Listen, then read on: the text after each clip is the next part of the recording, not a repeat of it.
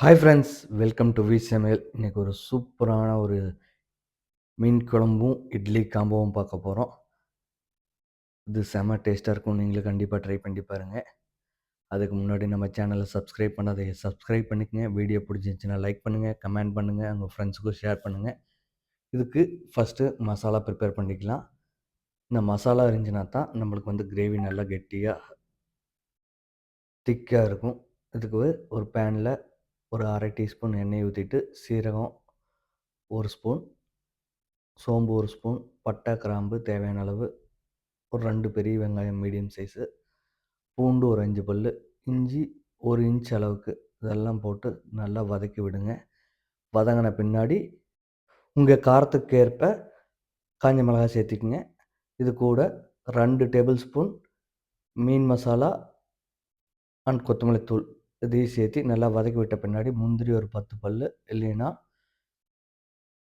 பொட்டுக்கல்ல 2 table spoon சேர்த்து ஆற வச்சு நல்லா ஃபைன் பேஸ்ட்டாக அரைச்சி வச்சுக்கோங்க. இப்போ இன்னொரு பேனில் ஒரு 3 டேபிள் ஸ்பூன் நல்லெண்ணெய் அதை ஊற்றிட்டு ஒரு அரை டீஸ்பூன் வெந்தயம் சேர்த்து நல்லா வதக்கி விடுங்க. வெந்தயம் நல்லா மணம் வரும்.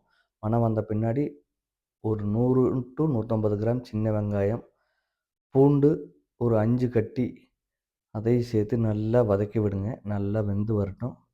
இப்போ பெரிய வெங்காயம் 2 பெரிய வெங்காயம் நீல வாக்கில் வெட்டுந்து அதையும் சேர்த்து நல்லா வதக்கி விடுங்க. இப்போ இது கூட தேவையான அளவு உப்பு சேர்த்திக்கங்க.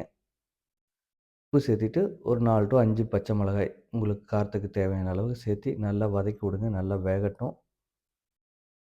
வெங்காயம், பச்சை மிளகாய் இதெல்லாம் நல்லா வெந்த பின்னாடி ஒரு 3 தக்காளி, நல்லா பழுத்த தக்காளியாக மீடியம் சைஸ் தக்காளி இதை போட்டு இதையும் நல்லா சேர்ந்து வேக வைங்க.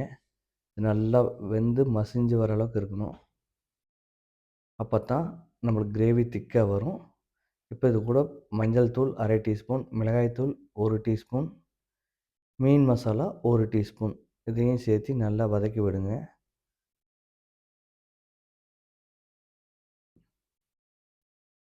நல்லா வதங்கி வெந்து வரணும்.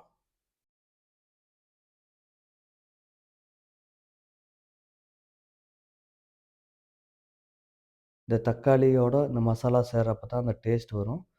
இப்போ கொஞ்சமாக தண்ணி ஊற்றி நல்லா தக்காளியை வேக விடுங்க.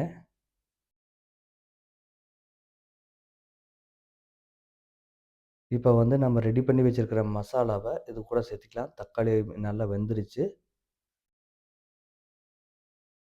இதை நல்லா கிளறி விடுங்க. ஃபஸ்ட்டு கிளறி விட்ட பின்னாடி நம்ம தேவையான அளவு தண்ணி ஊற்றிக்கலாம்.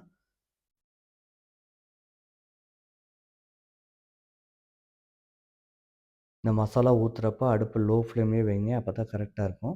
இப்போ நம்ம மிக்ஸி ஜாரில் அலசி அந்த தண்ணியை ஃபஸ்ட்டு ஊற்றிக்கலாம்.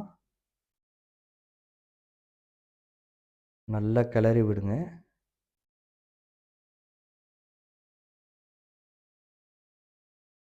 கிளறி விட்டு ஒரு 5 மினிட்ஸ் அப்படியே விட்டுருங்க. நல்லா கொதி வரும். கொதி வந்தோடனையும் நம்மளுக்கு அந்த பச்சை வாசனை, இந்த மசாலாவில் இருக்கிற பச்சை வாசனை போக வரையும் நம்ம கொதிக்க விடணும். ஃபஸ்ட்டு ஒரு 5 நிமிஷம் லோ ஃப்ளேமில் வச்சுட்டு அதுக்கப்புறம் நீங்கள் ஹை ஃப்ளேமில் வச்சுக்கலாம். இந்த மசாலா வாசனை போனோடனே புளி வந்து ஒரு பெரிய லெமன் சைஸு ஒன்று ஊற வச்சு நல்லா கரைச்சி வச்சுக்கோங்க. கரைச்சி வச்சு அதையும் ஊற்றி அது ஒரு 5 டு 7 மினிட்ஸு மீடியம் ஃப்ளேமில் வச்சு நல்லா கொதிக்க விடுங்க. அப்போ தான் அந்த புளியோட ரா ஸ்மெல் போகும்.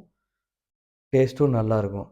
இந்த புளிப்பு வந்து இந்த கிரேவியில் ஃபுல்லாக இறங்கணும். அப்போ தான் டேஸ்ட் செம்மையாக இருக்கும். இப்போ பார்த்திங்கன்னா நம்மளது ஒரு 7 நிமிஷம் ஆயிடுச்சு. இப்போ வந்து மீனை சேர்த்திக்கலாம். மீனை சேர்த்தி ஒரு 5 நிமிஷம் வச்சிங்கன்னா போதும். ஒரு சிலர் மீனை போட்டோன்னே ஆஃப் பண்ணுன்னு சொல்லுவாங்க. ஒரு 5 நிமிஷம் மீடியம் ஃப்ளேமில் வச்சு கொதிக்க விடுங்க. இப்போ பார்த்தீங்கன்னா மீனோட கலர் அப்படியே சேஞ்ச் ஆகி வரும். சேஞ்ச் ஆகி வந்தோடனே மேலே கொத்தமல்லி தழை தூவி இறக்கி பரிமாறுங்க. நன்றி, வணக்கம்.